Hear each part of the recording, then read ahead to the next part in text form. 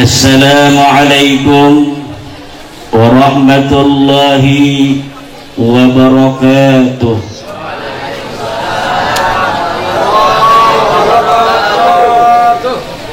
Assalamualaikum warahmatullahi wabarakatuh.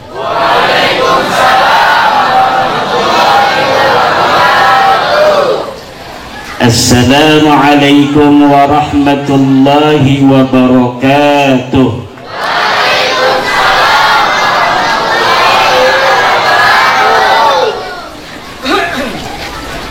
Alhamdulillah, alhamdulillahil malikil hakim, al-jawadil karimil azizir rahim. فالطريق إليه واضح للقاصدين والدليل عليه لائح للناظرين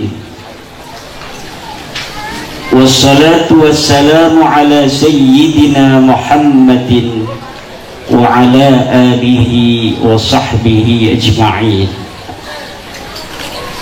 يا حي يا قيوم يا حنان يا منان يا ديان يا سلطان يا ذا الجلال والإكرام. اللهم اغفر لشيخنا ومولانا ماما جيجانتو وارحمه وعافه واعف عنه آمين يا الله يا رب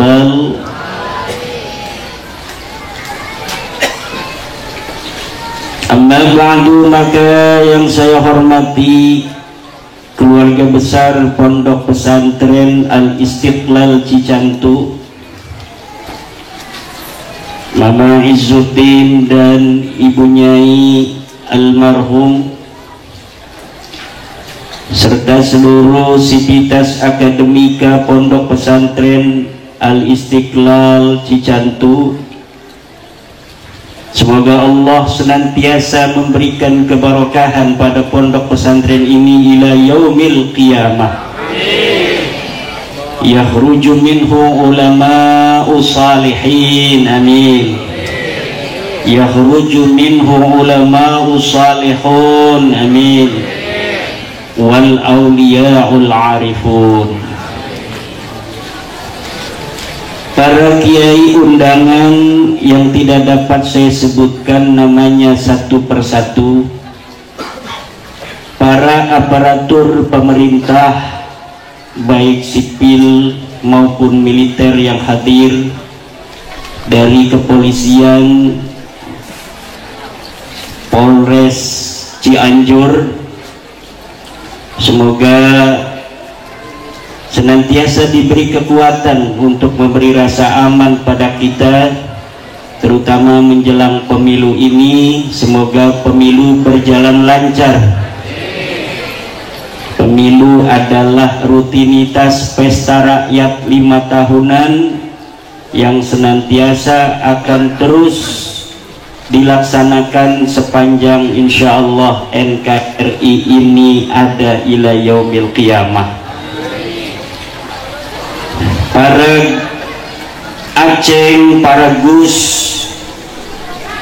para kiai, para ibu nyai, para bapak, para ibu, hadirin ma'asyiral muslimin rahimakumullah.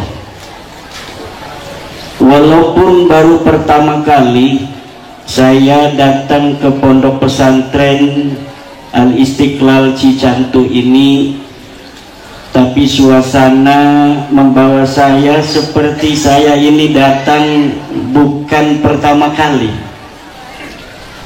Ada suasana kebatinan yang indah ketika saya masuk ke lingkungan pondok pesantren Cicantu ini.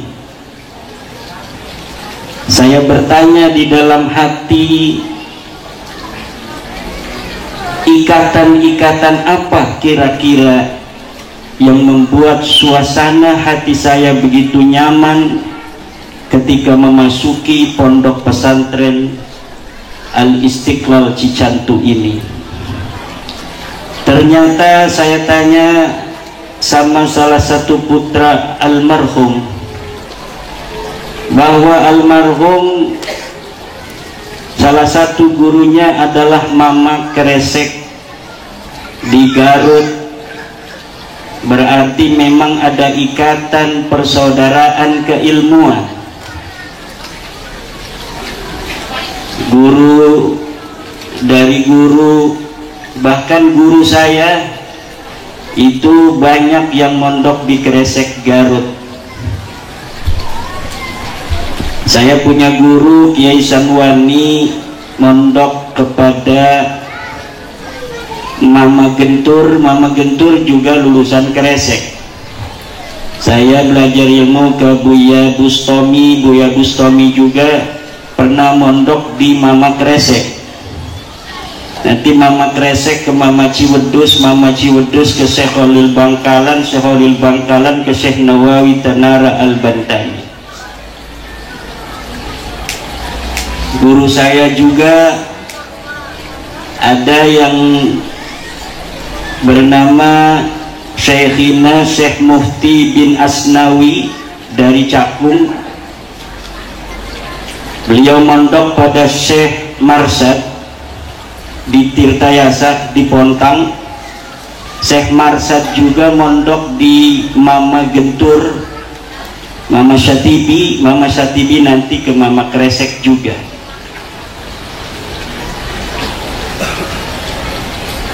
Jadi silsilah ke Syekh Nawawi dan ke Syekh Mama Kresek ini mungkin yang membuat ikatan-ikatan persaudaraan keilmuan ini membuat saya merasa nyaman, merasa indah diundang hadir dalam acara haul Mama Cicantu. Semoga Allah mengampuni segala dosa-dosanya, menambah kemuliaan di sisinya, anak cucunya ila yaumil qiyamah menjadi ulama, pemimpin-pemimpin umat, santri-santrinya yang sudah keluar, yang masih ada, dan insya Allah akan senantiasa ada ila yaumil qiyamah. Dan semuanya insya Allah kita berdoa agar mereka semua menjadi para ulama-ulama amilin, menjadi pemimpin-pemimpin umat yang akan menjaga umat ini, menjaga imannya, menjaga segala macam keislaman yang menyertai keimanannya. Al-isnadu minad-din, laulal isnadu laqala ma syaa ma syaa. Sanad itu dari agama. Kalaulah tidak ada sanad, maka siapapun bisa mengatakan apapun. Maka penting ketika kita mau mesantrenkan anak atau mau mesantren, kita harus mengetahui guru kita ini berguru ke siapa.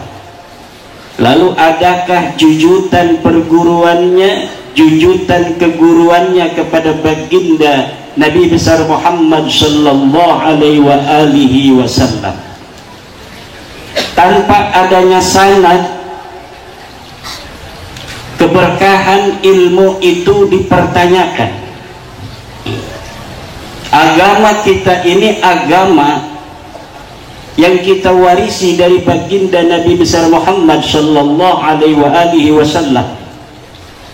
Baginda Nabi mewariskannya kepada para sahabat mewariskannya kepada para tabi'in mewariskannya kepada tabi'in, kemudian mewariskan pada muridnya, mewariskan kepada muridnya sampai ke Mama Cicantu, kemudian sampai kepada kita yang hadir pada hari ini. Bukan hanya sanad daripada ilmu, tapi sanad rohani, sanad spirit, sanad suhbah. Karena sanad itu ada 5.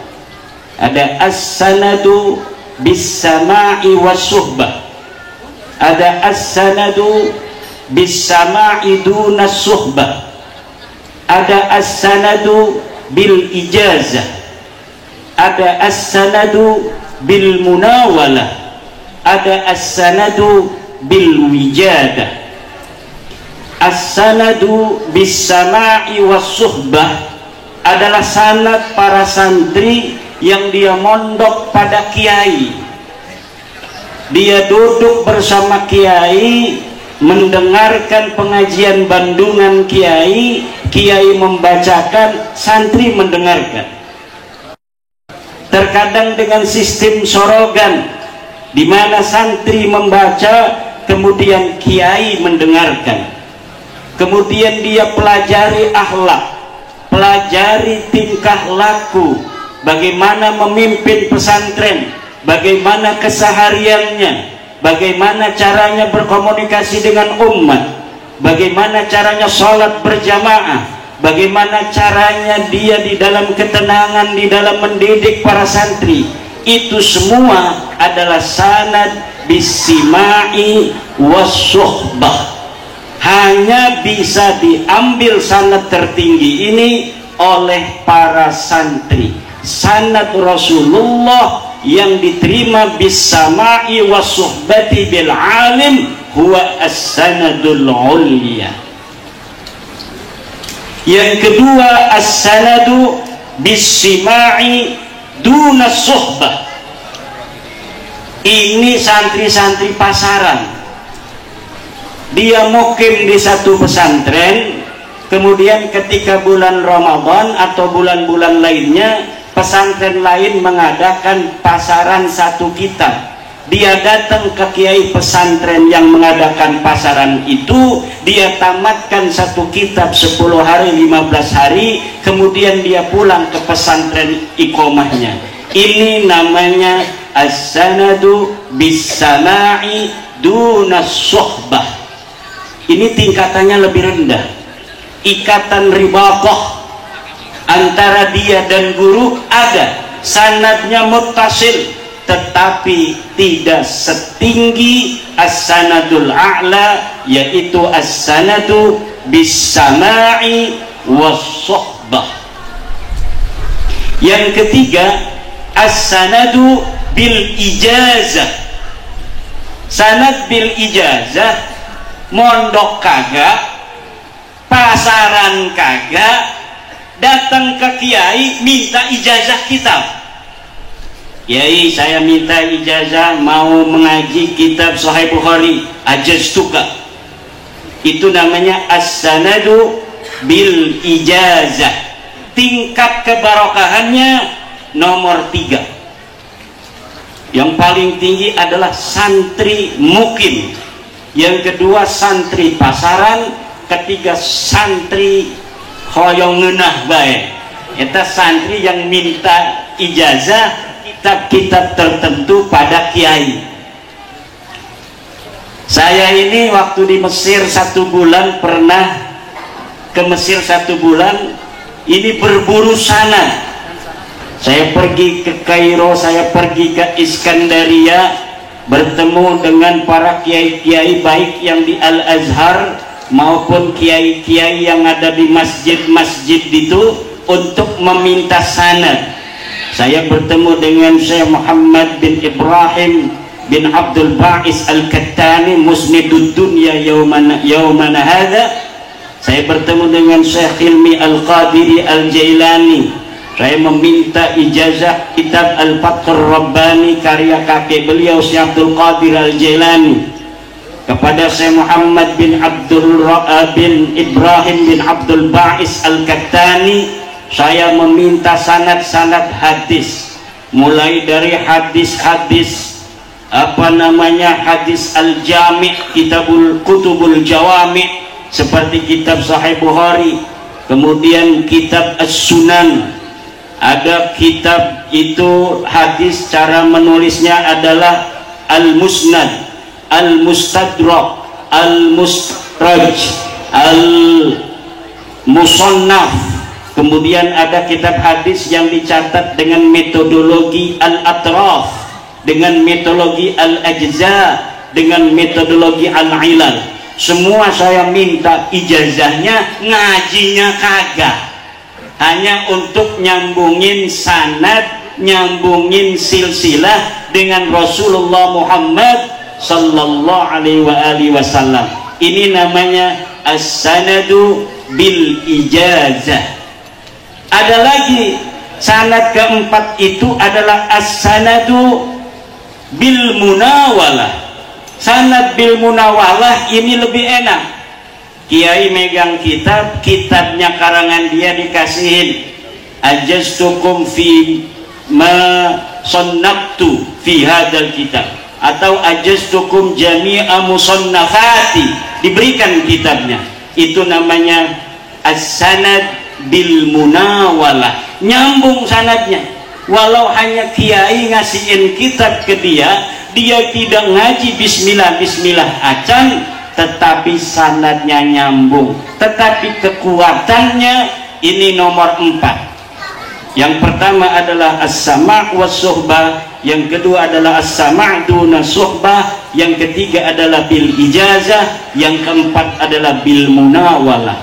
Ada lagi yang terakhir, sanad nyambung tetapi sanadnya bil wijadah, yaitu ketika kita menemukan kitab ulama, kita tidak ngaji ke beliau, ulamanya sudah meninggal dunia lama, tapi kita nemu kitabnya, kemudian di dalam kitabnya menyampaikan suatu masalah, kemudian kita membacanya, menyampaikannya kepada santri, itu namanya as-sanad bil wijadah.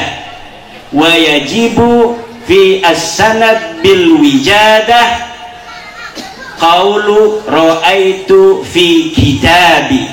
Kalau dia khutbah di dalam kitab Al-Bukhari, Imam Bukhari mengatakan, itu harus ada kalimat di dalam kitab Al-Bukhari, Imam Bukhari mengatakan. Tidak boleh langsung Imam Bukhari mengatakan. Seakan-akan kalau mengatakan Imam Bukhari mengatakan, mengatakannya langsung kepada dia bis-sama'i was suhbah atau bis-sama'i duna suhbah. Atau kalimatnya ra'aitu fi khattil Bukhari, ra'aitu fi kitabil Bukhari, ra'aitu fi kitab Muslim, ra'aitu fi kitab Ibnu Majah, ra'aitu fi kitab Ibnu Abi Daud dan sebagainya. Itu namanya as-sanad bil wijadah. Boleh meriwayatkan dengan menyebutkan di dalam kitab apa. Itu namanya metodologi cara mengutip. Tentu keberkahannya tidak seperti orang yang mengaji Bukhari kepada guru sampai tamat. Itu bisa mengatakan haddatsani syaikhi Kiai Izzuddin, qala haddatsani syaikhi Kiai Jalaluddin Al-Ma'alli, qala haddatsani syaikhi Mama Kresek, qala haddatsani syaikhi Mama Ciwedus, qala haddatsani syaikhi Mama Khalil Bangkalan, qala haddatsani syaikhi Syekh Nawawi Banten, qala haddatsani syaikhi, terus sampai muridnya Imam Bukhari yang dia mendapatkan hadis Bukhari bukan karena dia membeli kitabnya, tapi langsung mendengarkan dari Imam Al-Bukhari. Itu yang lebih hebat. Laulal isnad laqala ma syaa ma syaa. Kalaulah tidak ada sanad kita berguru, maka siapapun bisa mengatakan apapun. Maka tadi saya mengatakan salah satu guru daripada Mama Cicantu agar kita mengetahui dari mana.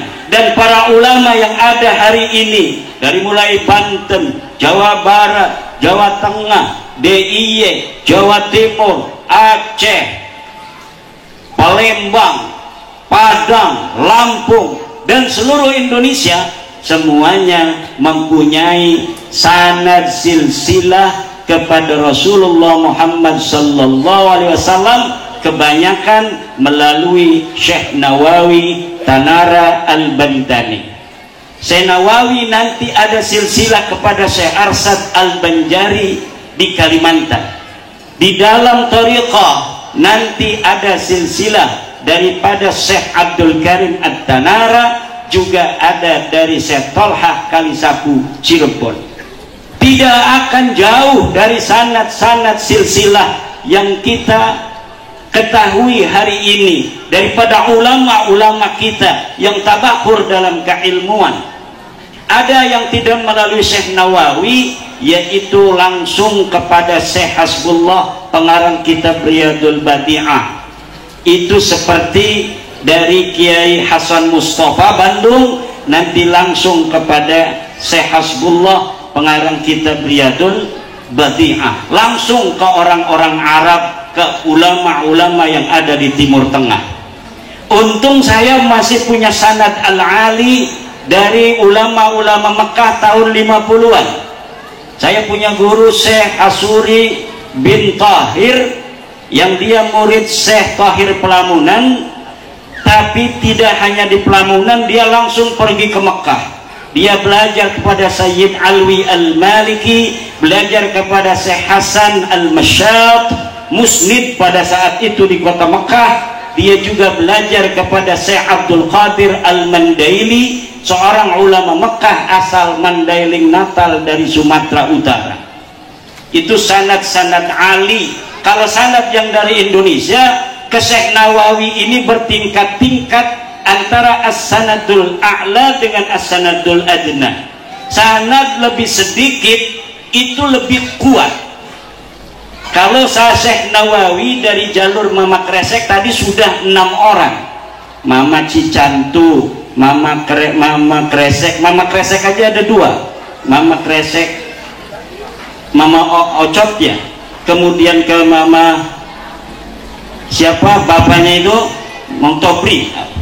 Kemudian ke Ciwedus, kemudian ke Syekh Khalil baru ke Syekh Nawawi Tanara Al-Bantani. Nah, kalau di Banten masih ada as-sanadul ali, sanad yang sangat sedikit kepada Syekh Nawawi At-Tana Al-Bantani. Seperti saya mengambil ilmu dari Syekh Sanwani Tirtayasa kepada Syekh Cengkudu Mama Sidik, langsung kepada Syekh Nawawi At-Tanara Al-Bantani. 3, karena umurnya panjang-panjang. Inilah tradisi berguru di pondok pesantren Indonesia yang semuanya mempunyai jalur yang jelas. Pesantren-pesantren terutama di bawah Nahdlatul Ulama memiliki sanad keilmuan yang jelas. Coba kita lihat hari ini, ada pondok-pondok pesantren yang ujuk-ujuk ada di tengah sawah langsung jadi besar. Pondoknya itu langsung besar, santrinya itu didatangkan dari berbagai daerah, banyak juga. Itu ciri-ciri pondok pesantren la ala manhaji Nahdlatul Ulama. Karena pondok pesantren manhaj Nahdlatul Ulama biasanya adanya di tengah desa. Dia seorang kiai, baru mondok dia itu pulang, kemudian ngajar ngaji kepada keluarganya, Fathul Qorib berdua, kemudian tambah tetangga yang lebih jauh, kemudian ketika sudah banyak bikin 1 kobong, ketika tambah banyak 2 kobong, tambah banyak lagi nggak ada tempat, rumahnya dibikin pondok di tingkat, dan tata cara penataan pondoknya nggak jelas, ngacak kayak pondok Cicantu begini.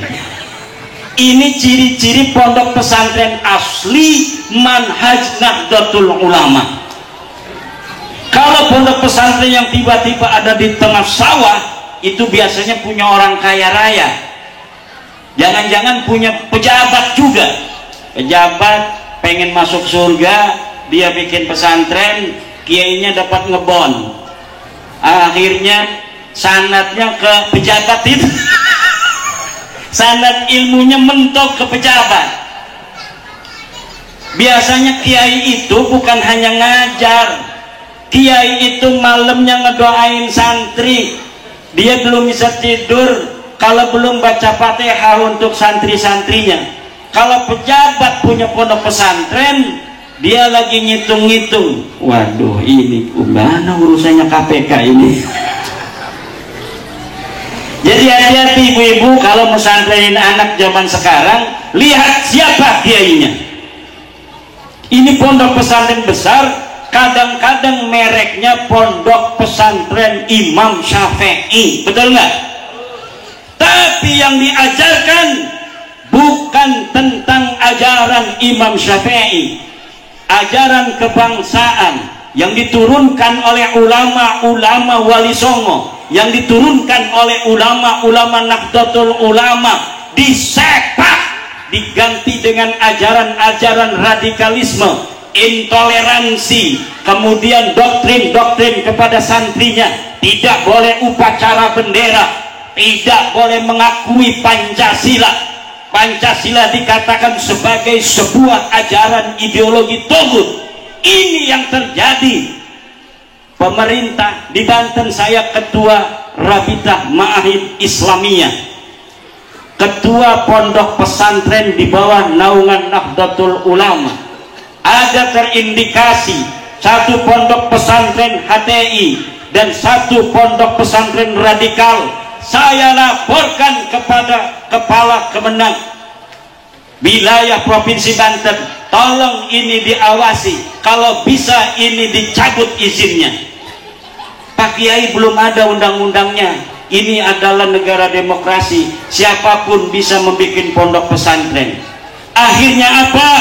Akhirnya banyak kejadian-kejadian intoleransi keluar dari pondok-pondok pesantren yang tidak jelas demikian itu.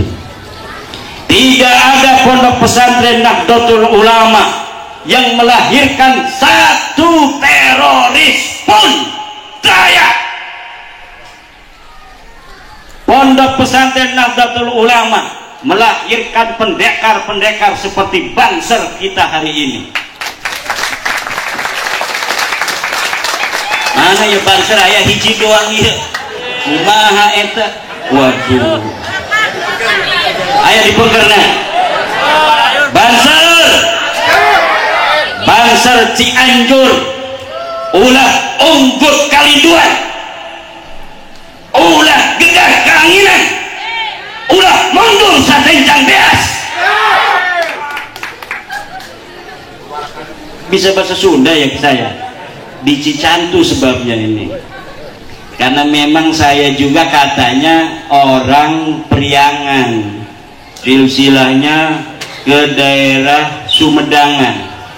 Kalau Mama Cicantu orang Cianjur, orang Garut, ini keturunan dari Prabu Siliwangi dan Wali Songo. Dari Prabu Siliwanginya saudara, dari Wali Songonya saudara. Orang Cianjur kebanyakan dari Prabu Siliwangi, dari anaknya Pangeran Munding Wangi. Kita orang-orang Banten dari Nyai Rara Santang. Kalau dari Sumedangnya dari Raja Mantri Taji Malela. Semuanya ujung-ujungnya ke Eyang Prabu Siliwangi. Ini kalau dites DNA semuanya DNA-nya sama, DNA Prabu Siliwangi.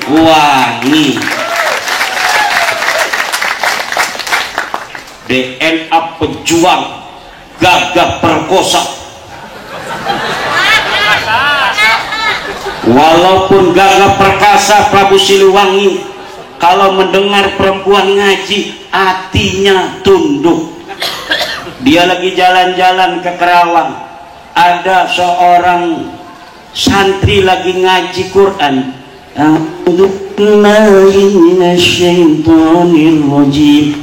Saheta kata Prabu Siliwangi, Prabu jangan macem-macem, itu santrinya Mama Kuro, Mama Kura, pokoknya aing hayang eta awewe ngarana saha Nyai Subang Larang. Kata Syekh Kuro, jangan macem-macem sama santri saya. Gimana Tuan Guru Arab, orang Arab, Mama Guru orang Arab, kalau kamu mau nikahin santri saya harus masuk Islam. Siap, langsung masuk Islam karena dia tukang kawin. Kenapa orang Jawa Barat, Banten semua cucu Prabu Siliwangi istrinya 200, cantik semua? Allah, Allah. Maka kita sebagai cucu Prabu Siliwangi selain harus meneruskan perjuangannya, kita juga harus mencontohnya. Siap, siap, siap. Contoh naon? Setuju Bu? Setuju? Ayat di Al-Qur'an Fankihu ma tawaba lakum masna wa sulasa wa ruba'. Percaya ke Quran? Berarti tenang-naonnya? Ente. Berarti kita percaya ke Quran asup neraka sia. Perempuan itu bapak-bapak, walaupun di Al-Qur'annya ada, masalah itu nggak mau percaya. Dan Allah tidak akan marah kepada perempuan yang tidak mau dicandung. Hidup perempuan. Kalau perempuan baca Quran ada ayat fankihu ma tabalakum, bacanya tadinya keras, pas fankihu ma tabalakum itu dia bacanya bismillah. Allah senyum, nggak bakal marah sama perempuan. Kenapa? Allah yang menciptakan perempuan dan Allah tahu sifatnya perempuan. Ketika Allah Subhanahu wa ta'ala membolehkan laki-laki untuk boleh menikah masna wa sulasa wa ruba', berarti Allah tahu kalau sebenarnya walaupun wanita nggak mau, sebenarnya wanita itu kuat dicantum. Setuju? Masih nggak mau aja.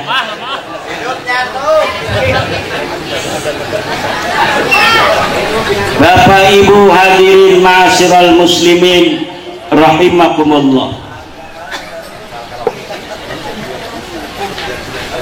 Kita tadi bicara tentang sanad. Bicara tentang sanad adalah bicara tentang ajaran.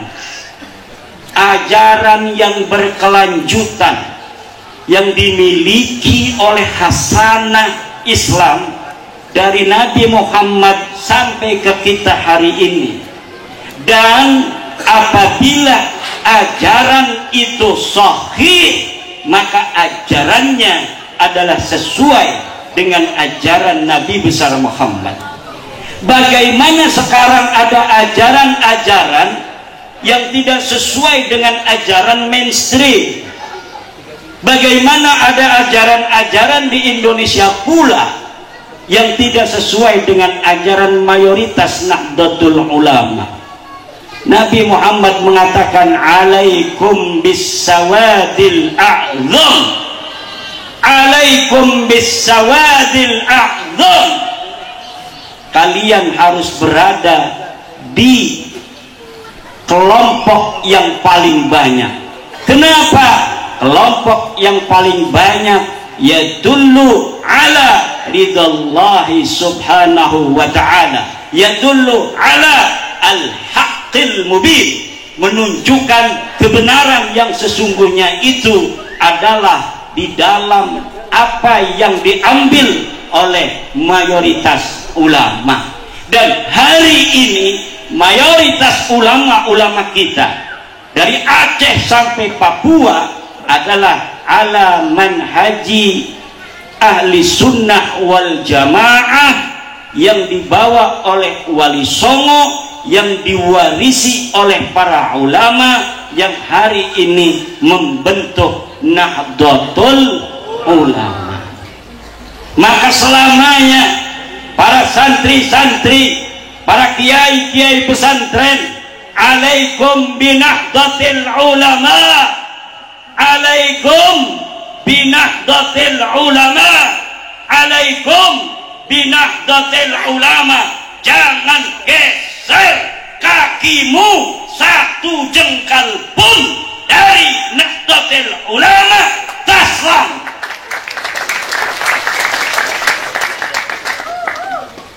Anak-anak kita awas, kalau anak-anak kita kuliah sudah selesai dari aliyah, dia ingin kuliah di IPB, dia ingin kuliah di ITB. Tanyakan apa organisasi yang diikutinya di perguruan tinggi. Jangan sampai anak-anak kita yang kita didik sejak kecil di hadapan para kiai, di hadapan para ulama yang menjaga ajaran-ajaran keislaman yang rahmatan lil alamin, ajaran-ajaran keislaman yang bersinergi dengan kebangsaan, kemudian kita biarkan anak-anak kita untuk bergabung dengan mereka-mereka yang mengajarkan bagaimana mereka mencaci ulama-ulama kita, bagaimana mereka mencaci ijtihad ulama kita dalam kebangsaan, dan mengatakan bahwa negara Indonesia ini negara yang tidak sesuai dengan ajaran Islam. Siapa saja yang mengakui NKRI ini adalah orang-orang yang sesat, orang-orang yang melawan ajaran Allah. Ini ajaran sudah di luar ajaran warisan ulama-ulama kita. Kalau mereka sudah terlanjur, suruh pulang lagi. Irji'u ila nahdlatil ulama, irji'u ila nahdlatil ulama. Kita ber-NU bukan melihat siapa pimpinan kita. Kita ber-NU karena ajarannya, kita ber-NU karena amalannya, kita ber-NU karena prinsipnya, kita ber-NU karena nilai-nilainya. Pengurus itu bisa berganti-ganti, tetapi ajaran, nilai, semangat, ruh, keberkahan Nahdlatul Ulama tidak akan berpindah dari Nahdlatul Ulama kepada yang selain Nahdlatul Ulama. Boleh kita mengkritisi pengurus, tetapi cinta dan hati hanya untuk Nahdlatul Ulama. Kenapa? Karena Nahdlatul Ulama yang telah terbukti memberikan kesetiaan yang tiada tara untuk bangsa Indonesia yang beragam ini, untuk negara kita yang tercinta, negara yang terdiri dari berbagai macam suku bangsa, 700 dengan 1.400 suku bangsa bersatu menjadi bangsa Indonesia. Ini tidak bisa dilakukan oleh leluhur kita. Hayam Wuruk tidak bisa dilakukan oleh leluhur kita. Prabu Siliwangi tidak bisa dilakukan oleh leluhur kita, para wali songo, tapi bisa dilakukan oleh kiai-kiai Nahdlatul Ulama, pewaris-pewaris wali songo, pewaris Prabu Siliwangi, pewaris daripada Hayam Wuruk. Dan ini adalah ni'matun jazilatun yajibu alaina an nashkuraha. Tepuk tangan. Ini perempuan-perempuan ngeliatin aja, enggak tepuk-tepuk tangan. Ngapain tepuk tangan penceramah ngomongnya nyandung aja begitu. Banyak saudara-saudara yang masih penasaran dengan negara kesatuan Republik Indonesia ini. Orang yang belajar sejarah akan sekuat tenaga mempertahankan Indonesia ini. Sebelum ada Indonesia ini, kita ini negaranya bermacam-macam. Dari Pulau Jawa aja mulai Banten, negara Banten. Kemudian di Cianjur ada negara Cikundul. Kemudian di Garut ada Sagala Herang. Di Ciamis ada Galuh. Di Sumedang ada Sumedang Larang. Di Telaga ada Majalengka, kebalik. Di Majalengka ada Talaga. Ada Cirebon. Kemudian di Jawa ada Mataram. Ada kadipaten-kadipaten yang kadang-kala terus berperang. Kadang-kadang saudara dengan saudara berperang. Dulu Sumedang dengan Banten saudara, pernah berperang. Garut, Cianjur pernah juga berperang dengan Banten. Ini gara-gara apa masih saudara berperang? Karena negaranya beda. Cirebon dengan Banten saudara sepupu, Banten. Wah, lagi ngomong Banten nih. Ngomong Banten kuala tadi ya. Cirebon Banten pernah perang. Banten Mataram pernah perang. Dan kita sebagai pewaris daripada leluhur-leluhur kita tidak mau lagi kita kembali ke masa-masa di mana kita sesama saudara mau berperang hanya untuk kedudukan, hanya untuk menjadi bupati, hanya untuk menjadi raja. Hari ini Indonesia kita hidup tenang, tentram, aman dan bahagia. Kita tidak boleh lagi hidup di zaman di mana tidak ada Indonesia. Orang yang mau belajar sejarah akan menginginkan merah putih tetap berkibar anak cucunya sampai hari kiamat. Orang yang belajar kepada sejarah masa lalu, maka dia ingin Pancasila Garuda itu akan senantiasa ada di tembok rumahnya ila yaumil qiyamah. Dan dengan Indonesia bersatu dari Sabang sampai Merauke, 270 juta lebih penduduk Indonesia, kita tidak mudah dikalahkan hari ini. Kita menjadi negara yang diperhitungkan dunia, ibu-ibu. Nomor 5 terbesar negara di dunia, Indonesia. Negara yang paling kaya sumber daya alamnya, Indonesia. Yang paling ganteng-ganteng lelakinya, Indonesia. Cekai. Yang paling cantik-cantik wanitanya, Indonesia. Yang paling banyak padinya, Indo. Walaupun Indonesia tidak beli beras dari luar negeri, hanya kita mengandalkan tanah Indonesia. Penduduk Indonesia yang 270 juta ini bisa dikasih makan oleh tanah Indonesia ini. Air sungai yang mengalir jauh, Cianjur. Cianjur itu airnya artinya air sungai yang mengalir jauh. Ci itu air sungai, Anjur itu tebih jauh.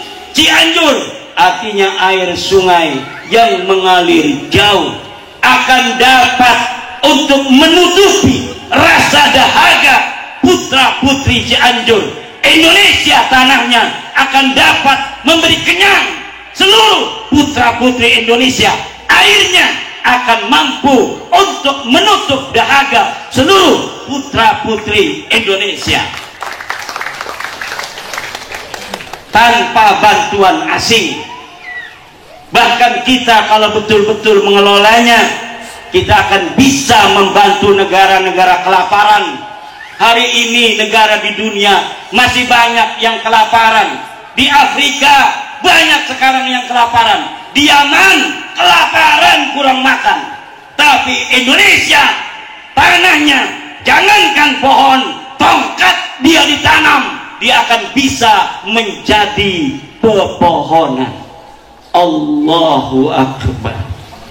Nikmat besar Indonesia ini jangan sampai hilang. Makanya kiai-kiai NU kekeh luar biasa. Dari zaman Soeharto tidak direken Nahdlatul Ulama, tapi siapa pertama kali yang menerima Pancasila sebagai ajas tunggal di bumi Indonesia? Nahdlatul Ulama. Padahal waktu zaman Soeharto NU didolimi, keran-keran ekonomi disumpal oleh Orde Baru, tetapi semua itu tidak mengeringkan kesetiaan Nahdlatul Ulama terhadap tanah air Indonesia ini.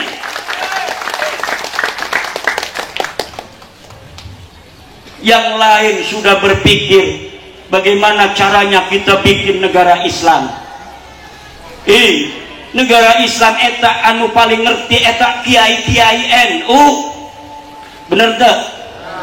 Yang paling ngerti dengan Islam dan fikih Islam, usul fikih Islam adalah ulama-ulama pesantren, Mama Cicantu, Mama Kresek, Mama Ciharasas, Mama Gudang, Mama Wardoy, Mama Syatibi Gentur, Mama Sempur, Mama Hasan Mustafa. Eta anu paling ngerti ka hukum Islam, tetapi semuanya tidak ada yang bicara tentang bagaimana kita membentuk negara atas dasar Islam.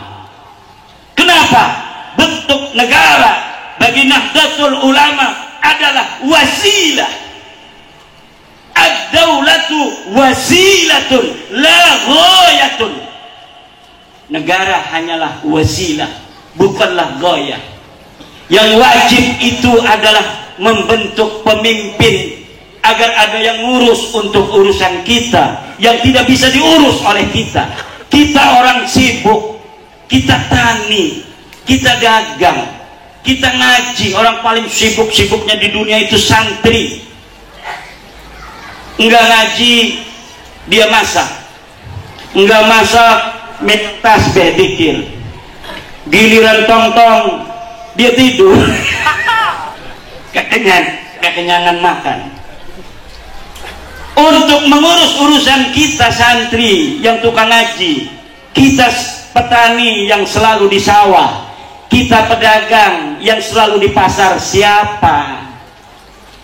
Orang-orang yang tidak punya pekerjaan.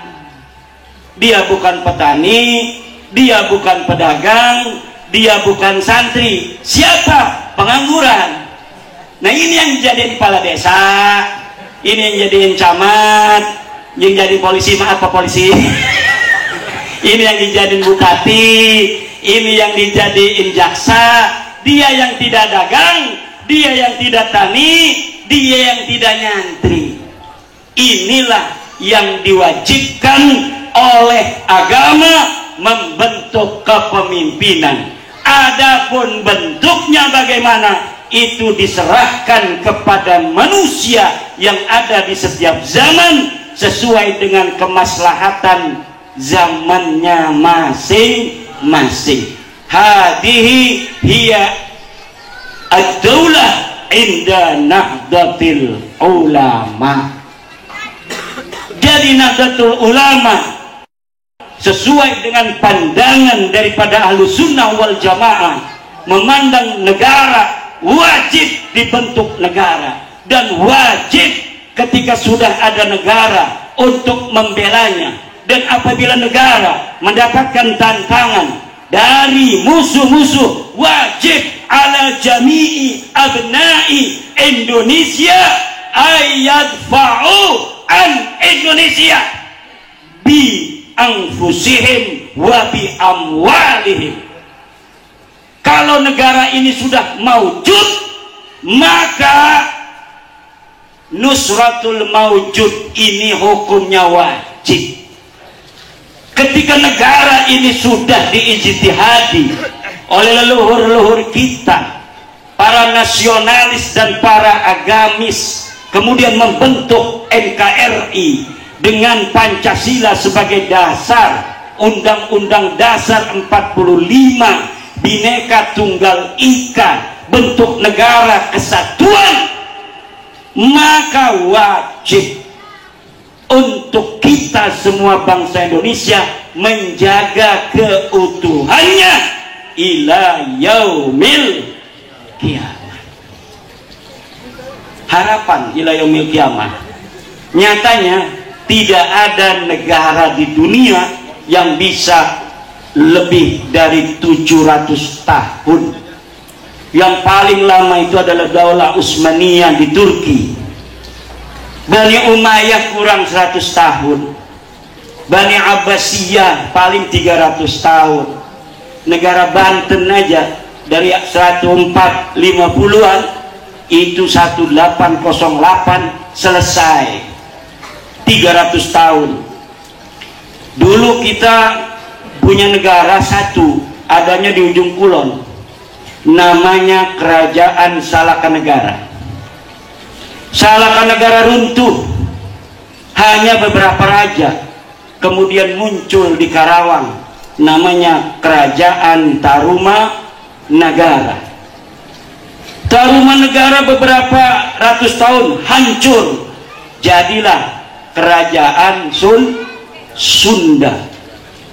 Hancur lagi, jadi Pajajaran, yaitu bersatunya Kerajaan Sunda dan Kerajaan Galuh.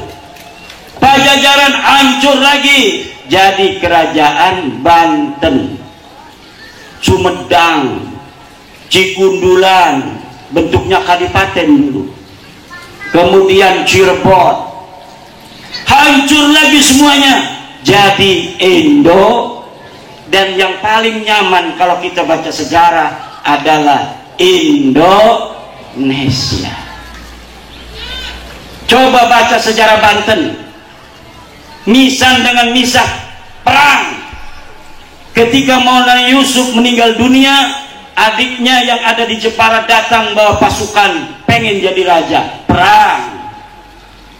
Di Demak, ketika Raden Patah meninggal dunia, saudara dengan saudara perang, masing-masing pengen jadi raja, masing-masing kampanye nyari pendukung masing-masing. Akhirnya pendukung dengan pendukung perang. Aryo Penangsang, Joko Tingkir, semuanya meninggal dunia karena perang saudara. Kita kalau perang dengan orang asing tanpa diadu domba, maka orang asing tidak akan ada yang bisa menjajah tanah air kita. Tapi kenapa kita pernah dijajah? Saya baca sejarahnya, kita dijajah bukan karena kita lemah, bukan karena kita tidak punya kekuatan, tetapi karena kita bisa diadu domba. Jadi caranya para musuh-musuh kita di dalam mengalahkan kita, kita diadu domba dengan saudara yang punya kepentingan terhadap kita. Misalnya raja, di dalam sistem negara monarki kerajaan kita dulu, bahwa anak sulung akan jadi raja apabila ayahnya meninggal. Maka ini si Belanda megang adiknya, agar adiknya, kamu kalau tidak membunuh daripada kakakmu, selamanya kamu tidak akan jadi raja. Karena pakem kenegaraan di tanah air Nusantara ini hanya anak pertama yang akan jadi raja. Akhirnya tergembosi, kemudian dia membunuh kakak kandungnya sendiri untuk menjadi raja. Di Banten tahun 1654 Belanda perang dengan Sultan Tirtayasa. Eta Belanda. 1680 perang.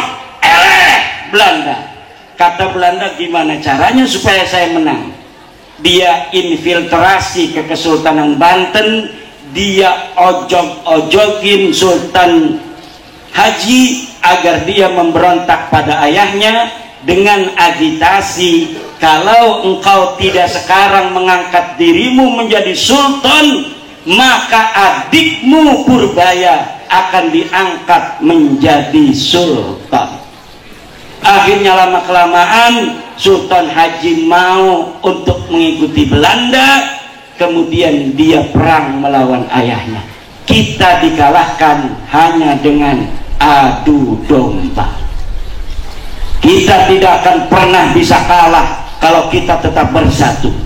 Maka jaga persatuan anak-anak bangsa Indonesia ini, jangan sampai dipecah belah oleh siapapun. oleh orang asing, baik orang asing yang ada di luar negeri maupun orang asing yang sudah menjelma menjadi bangsa kita sendiri, namun mempunyai perbedaan dari akhlak, dari tanda dia menghormati bangsa Indonesia, maka kita tidak boleh untuk dijajah dalam fisik, di dalam kehormatan, di dalam nama besar daripada kita putra putri bangsa Indonesia keturunan Prabu Siliwangi harus yang menjadi raja terus di Jawa Barat ila yaumil kiamah. Tepuk tangan.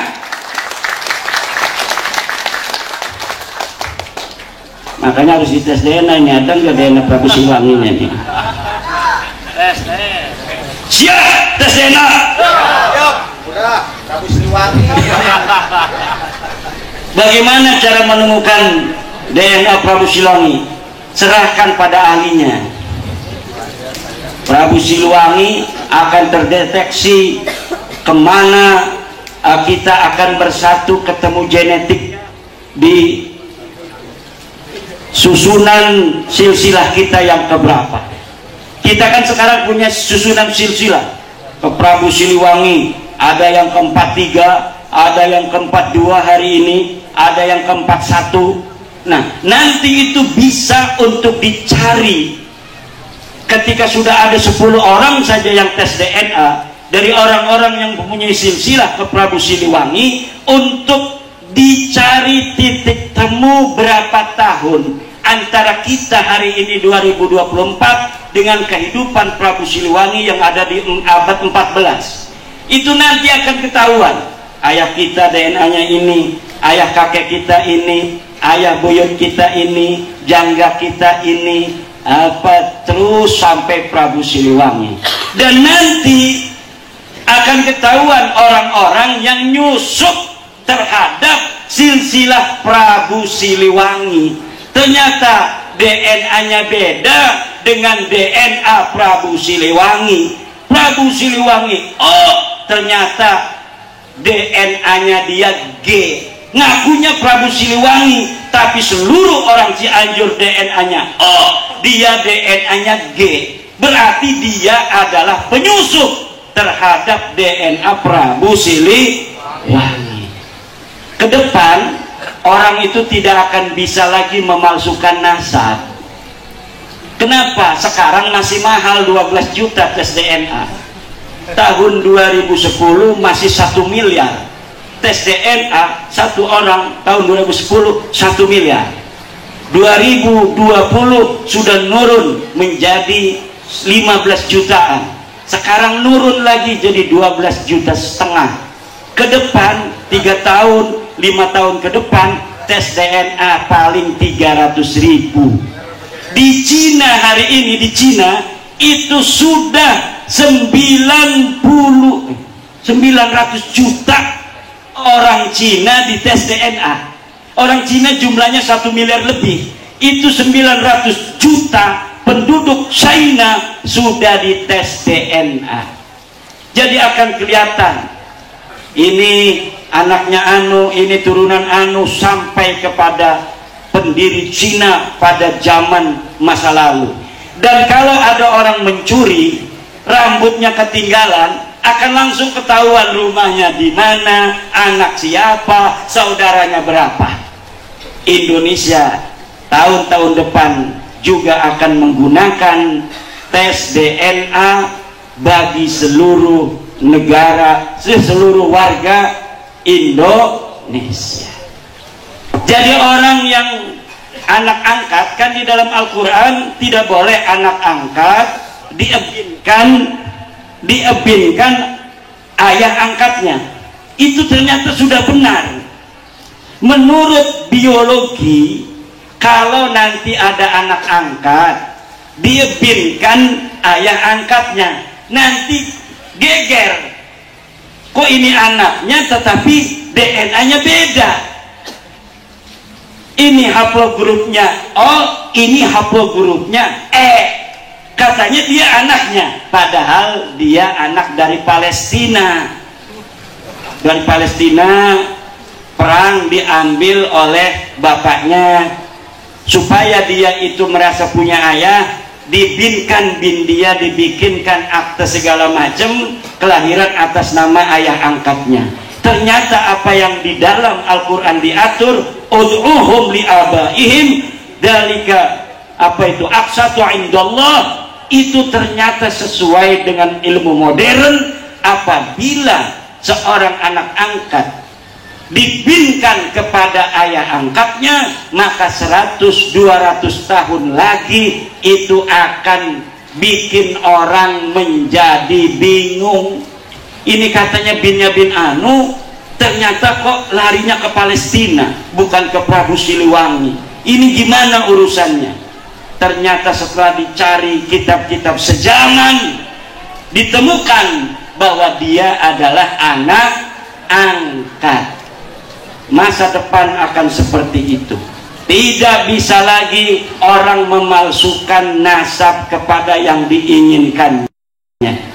Akan terdeteksi kalau dia memalsukan nasab. Maka para pemalsu-pemalsu nasab hari ini bertaubatlah, daripada nanti akan ketahuan sendiri. Ini maksudnya apa tepuk tangan begini? Apa maksudnya ini? Malawi rungkat. Ini kita mau pemilu, harus jaga kondusivitas. Siap. NKRI harga mati. NKRI. NKRI. NKRI. Presiden siapa saja? Betul? Coba jawab bareng-bareng. Presiden siapa saja? NKRI. Eta. Mancing-mancing, saya nggak kepancing. Berapa hari lagi pemilu? Kita selesaikan pemilu Indonesia. Ini kata polisi-polisi yang ketemu saya, ini kayak nggak ada kerjaan ini katanya polisi-polisi. Aman tentrem pemilu hari ini, tidak seperti pemilu 2019. Pemilu 2019, waduh, luar biasa, hoak di mana-mana, antara mertua dan menantu. Ini mengkafirkan. Saya punya guru saya itu adalah sanadnya dalam berilmu kepada Kiai Muhammad Amin. Kiai Muhammad Amin itu kiai yang menjadi rujukan di Banten. Dia ayah dari Kiai Ma'ruf Amin. Jadi dia mendukung Kiai Ma'ruf Amin karena silsilah keguruannya kepada ayahnya Kiai Ma'ruf Amin. Lebaran saya datang ke beliau. Waduh, katanya saya sedih. Kenapa? Itu sebelum puasa adik saya itu menikahkan anaknya. Saya nggak diundang. Kenapa? Katanya saya pendukung PKI. Mendukung capres, katanya mendukung PKI. Padahal yang didukung Kiai Rais Nahdlatul Ulama, tetapi dengan hoak masyarakat banyak yang percaya. Betul apa tidak?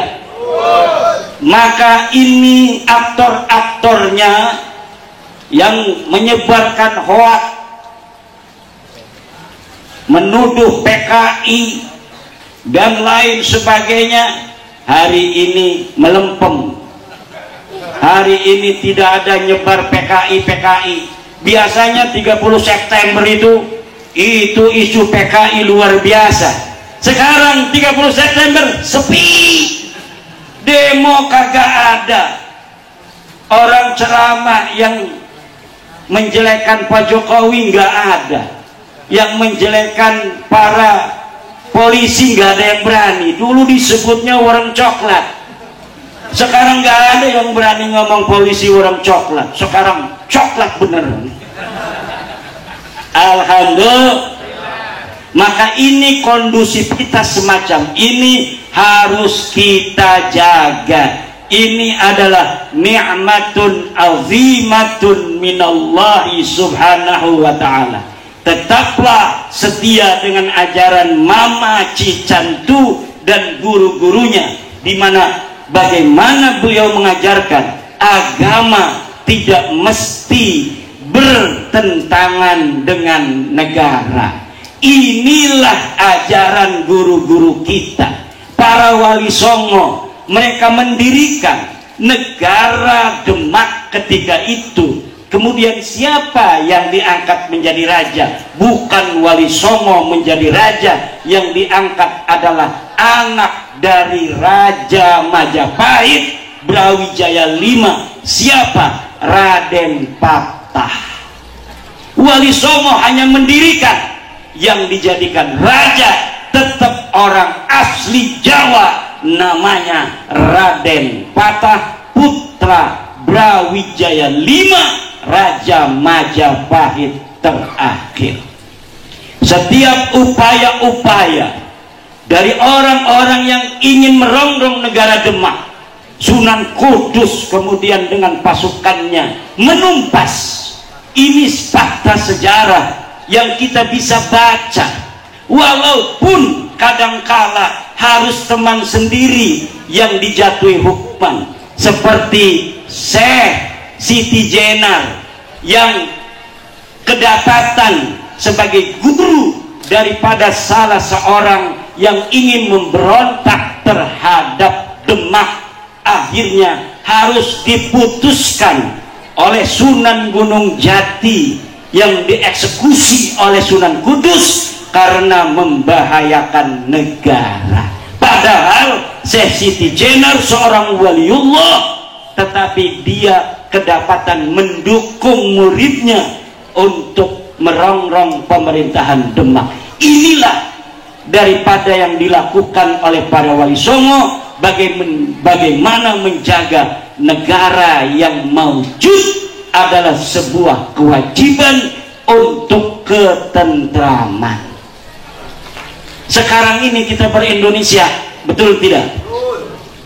Belum. Kita ber-Indonesia yang pergi ke sawah ngerasa aman gak Bapak Jur? Aman. Saya dari Banten ke sini aman. Walaupun banyak orang-orang penakut mengancam-ngancam, aman. Kenapa? Setiap pelosok ada polisi, ada tentara di mana-mana. Kenapa kita harus takut di bangsa Indonesia sendiri, di negara kita sendiri? Orang mau dagang ke Tanah Abang, jam 2 malam pergi ke Tanah Abang, aman, merasa tentram. Kenapa? Ada negara yang melindungi kita. Polisi itu banyak yang nggak tidur malam, main gaplek. Ya main gaplek nungguin laporan daripada ngantuk. Betul tidak? Kadang-kadang kita mah tidak ngurusin urusan orang. Dijadwal untuk ronda, nggak pernah ikut ronda. Betul tidak? Kalau kita hanya mengandalkan diri kita, tidak ada negara, maka kita capai ronda hukumnya wajib, ribat itu. Tapi ketika ada negara, kita bisa tidur nyenyak, polisi yang jagain kita. Kalau ada apa-apa ancaman dari luar, TNI datang membela kita dengan senapannya. Siapa nanti kalau perang yang mati duluan? Tentara. Kita walaupun kabur nggak jelek, tidak desersi. Kenapa? Rakyat. Tapi tentara tidak boleh mundur. Kalau ada musuh, tentara mau mati mau hidup, yang penting negara Indonesia aman, tentram, dapat dijaga. Kalau Banser gimana? Sama dengan tentara, dia akan maju ke depan. Betul tidak? Jangan takut. Kalau perang nanti dikasih pistol juga. Kalau sekarang kan paling pentungan. Tapi Banser itu sudah hebat. Saya waktu di Bekasi, itu ada orang 20 orang yang takbir-takbiran itu Banser banyak begitu, nggak ada yang mukul itu para sangseong itu. Jadi dia itu sudah terlatih seperti polisi ketika mengamankan demo. Jadi hanya begini aja ngejagain kiai. Dia mau ngomong apa biarin, kecuali dia mukul kiai baru dipukul oleh Banser. Selama dia hanya teriak-teriak, Banser diam aja. Itu kata saya berarti Banser ini sudah terlatih. Kalau dia terpancing, itu yang demo saya itu hanya beberapa orang, Banser ada 40 orang, itu bisa habis sama Banser. Apalagi saya pernah ikut latihan di Klatsar Banser. Bagaimana susahnya itu, kita harus push up berpuluh-puluh kali. Tentunya hebat badan ketahanannya, tetapi Banser sudah terlatih, tidak terpancing, karena Banser itu tugasnya hanya mengamankan para kiai, para ulama. Makanya ibu-ibu yang punya anak cantik, tolong kawinkan dengan Banser. Siap? Kalau nggak Banser, dengan gurunya Banser, yaitu para kiai. Mau punya menantu kiai? Siap? Kalau kiai mah ya begini, yang udah tua-tua. Siap? Masih ada 2 orang yang siap. Alhamdulillah.